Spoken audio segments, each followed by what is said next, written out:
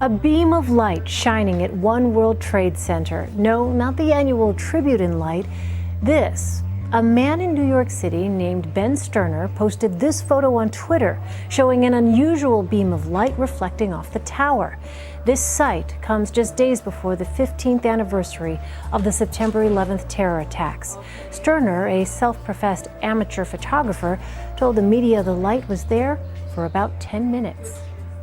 U.S. President Barack Obama's administration has so far offered Saudi Arabia over $115 billion in arms and military training. That's according to a report by U.S.-based think tank, the Center for International Policy. The weapons offers are the largest any U.S. government has ever made during the 71-year U.S.-Saudi alliance. The offers have been made to Saudi Arabia since Obama took office in January 2009. They include a broad range of weaponry, including tanks, attack helicopters, air-to-ground missiles, missile defense ships, and warships. Rights groups and some U.S. congressmen have recently criticized the White House for providing armaments to Saudi Arabia, especially after a spike in the number of casualties in Yemen. Police and communities are on alert as mysterious clown sightings continue to spread throughout the Southeast. The sightings began more than a week ago in Greenville, South Carolina. Since then, there have been more sightings, but in a different state, North Carolina. While police say dressing as a clown is not a crime, trying to lure children into the woods is, which some of the clowns reportedly have tried to do. An 8-year-old boy has had a restraining order filed against him. His mother says he's not allowed to attend school or leave his home without risking arrest.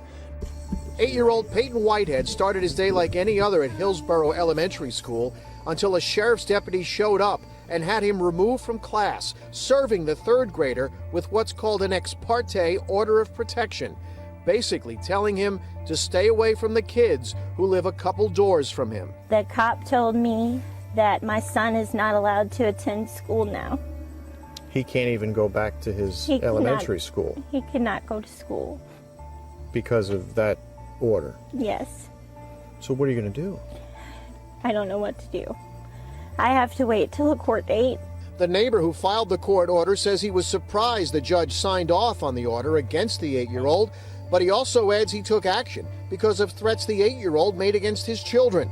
So now Peyton Whitehead is getting a legal lesson from Jefferson County that's way beyond the third grade, essentially ordering him to stay home. He explained that if he did ever have any contact with them as he's riding his bicycle or anything like that, that they would have to come and put handcuffs on him and put him in juvenile. Your 8-year-old son? My 8-year-old son, they would arrest. Chicago is suffering through its bloodiest summer in decades. Over the weekend, 65 people were shot, 13 killed.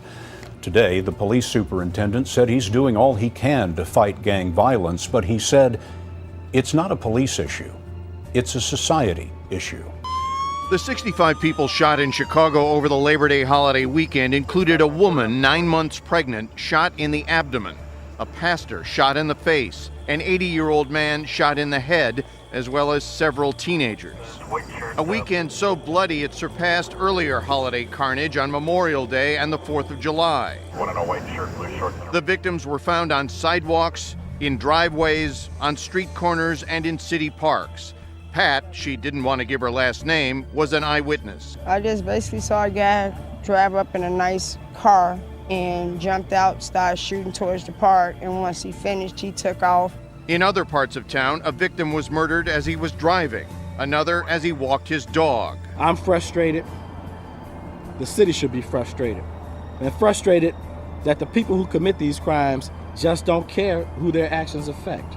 Chicago Police Superintendent Eddie Johnson said there was a surge in violence from Sunday to this morning because of youthful gang reprisals for petty insults or juvenile arguments. Most offenders this year have been between 15 and 24 years old. Johnson said his officers need help. We need the people in the community to do the right thing, because as long as they stay silent, then the people committing these acts feel empowered to continue doing it. Chelsea Manning has announced she's going on a hunger strike. The transgender soldier is imprisoned in Kansas for leaking classified information to WikiLeaks, and she says that she will be on that hunger strike until her treatment at Fort Leavenworth improves. She was convicted in 2013 of leaking more than 700,000 secret military and State Department documents. Manning says that she will not consume anything besides water and prescription medication. A man being called the worst person in New York City has been arrested. Here's what happened. It's all caught on surveillance video. A man followed a 94-year-old wheelchair-bound woman into a store and stole some $600 from her bra. Do you see that? He just walks up and swipes it. The woman, Maria Vasquez, says her gut tells her that the man had been watching her withdraw money from an ATM, then followed her into that clothing store and committed the brazen crime. It's unbelievable. She said the $600 was Social Security money that was supposed to pay her rent and other bills. It's the Muslim festival of Eid, or Bayram, across the Muslim world, and women have been shopping for days to find the perfect outfit for the occasion. The varied styles and designs at affordable prices have made Istanbul a mecca for Islamic fashion. Istanbul-based Modanisa.com, the leading Islamic fashion website in the world, is seeing sales surge, and in part due to France's ban on the burkini. The growing choices and functionality of the apparel is becoming more popular amongst non-Muslims, says Franca. According to recent reports, Islamic fashion is expected to grow to a more than $300 billion industry by 2018. In one of the most blatant pieces of propaganda in U.S. history, the Washington Post wants to sell America on the idea that the upcoming rigged elections by Obama and the DHS will be blamed solely on Vladimir Putin. Of course, the elections will not be rigged. What does that mean? This is a kind of fundamental attack on the country itself, the underpinning of it, that somehow or another it's rigged or it's not fair. People, some people will believe that. The truth of that is, Chuck can attest to this too, by and large, American elections are pretty much on the up and up. The Washington Post writes, U.S. intelligence and law enforcement agencies are probing what they see as a broad, covert Russian operation in the United States to sow public distrust in the upcoming presidential election and in U.S. political institutions. The aim is to understand the scope and intent of the Russian campaign, which incorporates cyber tools to hack systems used in the political process, enhancing Russia's ability to spread disinformation. The effort to better understand Russia's covert influence operations is being spearheaded by James R. Clapper Jr., the Director of National Intelligence. This is something of concern for the DNI, said Charles Allen, a former longtime CIA officer who has been briefed on some of these issues. It is being addressed. The official cautioned that the intelligence community is not saying it has definitive proof of such tampering or any Russian plans to do so, but even the hint of something impacting the security of our election system would be of significant concern, the official said. It's the key to our democracy that people have confidence in the election system.